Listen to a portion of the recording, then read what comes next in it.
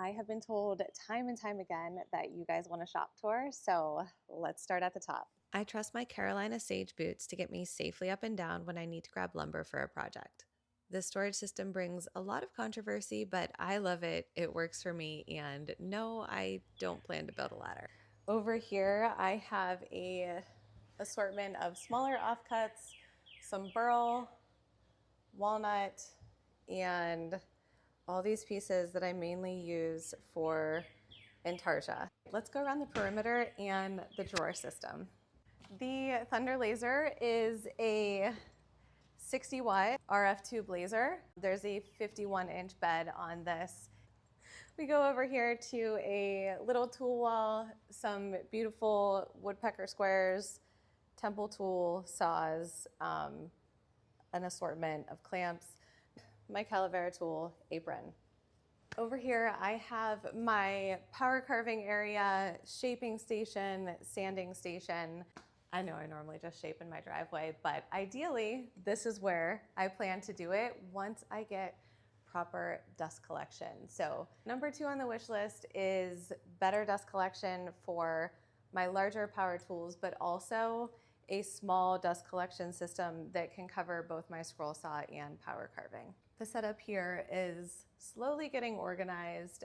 Some 3D printed tool holders, some that I made with wood, just a reminder. And I love this little bit holder. This was just scrap wood. If you want to check out the drawers, these are just random masks, cleaning things. Underneath that one, I'm very proud of this sanding drawer. The shelves I have here are laser materials. I have not accumulated a lot yet, as well as some MDF and other scraps that I use either for scrolling or the laser, and a little bit of surf prep overflow. And then we get to the best seat in the house. This is my scroll saw station. Everything about the design of this garage was first built on this. The only thing that I knew I wanted was a scroll saw right in front of the window, built into a workbench. Here is my little box that I made that has my carving tools that I use more frequently than the others. Here we have the exotic hardwoods that I use for intarsia, books that I'm slowly working my way through to read, as well as some painting supplies, little Lazy Susan that's handy. Let's pop over to these drawers. Down here I have some more carving supplies, my sharpening setup. It's very easy to access from there. And next we have hanging hardware, tools that I use, a little pin nailer, and various bits. And the Swan tools. Next set of drawers. This is my husband's drawer. Aren't I so sweet for giving my husband a drawer? He built this whole garage. By the way, that's important to state. So he gave me all these drawers technically. My favorite drawer, all of these are various hardwoods bagged. Last drawer, we have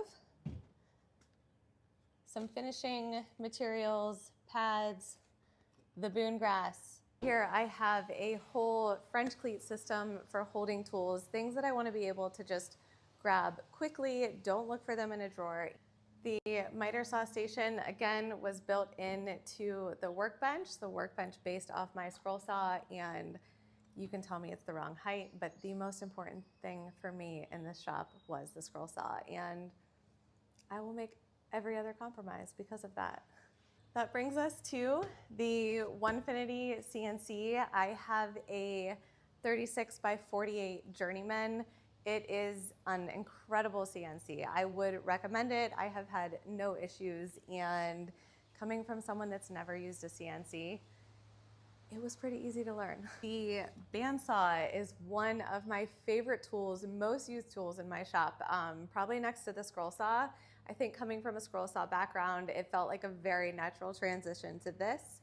Years ago, I said yes to a project that I knew I would need a bandsaw for, but I didn't have one. And soon after, I did get the opportunity to work with Harvey for the C14 Ambassador, and I've had a great experience. So If you ever have the opportunity to add a bandsaw to your shop, do not hesitate.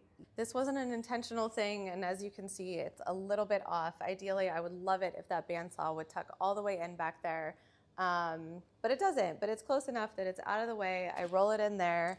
There is the hookup to my dust collection system that, again, does not work great, but I have one large tube that can go both to the bandsaw, it splits off and it has the CNC, and then this one goes and runs all the way down, likely part of the reason that it doesn't work great, to the system down there. Let's take a moment for the tool wall. This is a wall that's a work in progress, but it's full of meaningful old tools. As my grandfather's plane, some artwork from classes I've taken, as well as artwork from other makers in the community, and I'm really enjoying building up this wall.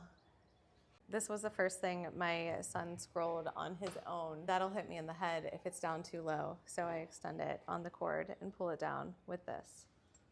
This area here has room for my planer on this side. That also connects to the electric that I pull down from the top. The bag dust collection system that you either love or you hate.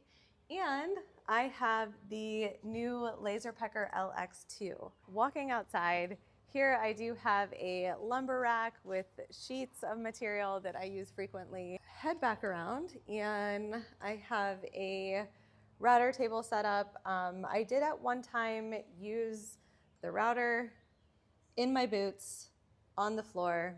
Do not recommend. Last big tool, the ShopFox table saw.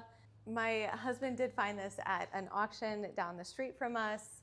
Got it for $150. It may not be the ideal table saw, but it was a huge upgrade from the job site saw that I had, and dream shop upgrade number one is the table saw and upgrading to one that has better safety features.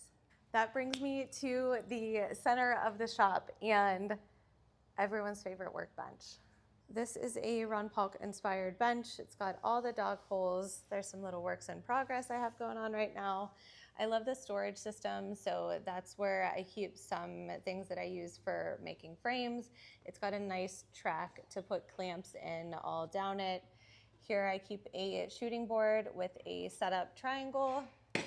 This is my little board that I use to surface materials with a plane.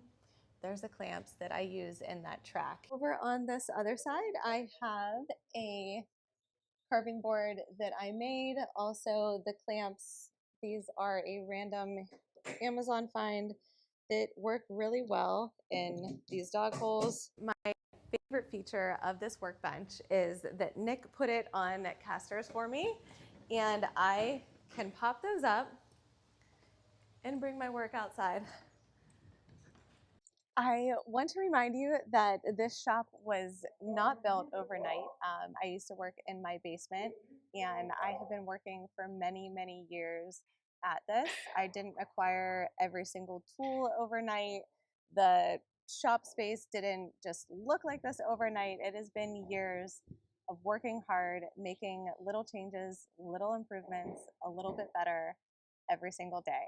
Do not be discouraged if you don't have the amount of tools. I started with just a scroll saw. That's all I had. My second tool was a drill press because I had never even used a hand drill. So you can do it. You just have to start. Now I'm finally at a spot where I feel like I can build and really grow this dream. So thank you guys for watching. Thank you for your support. And let me know if you have questions.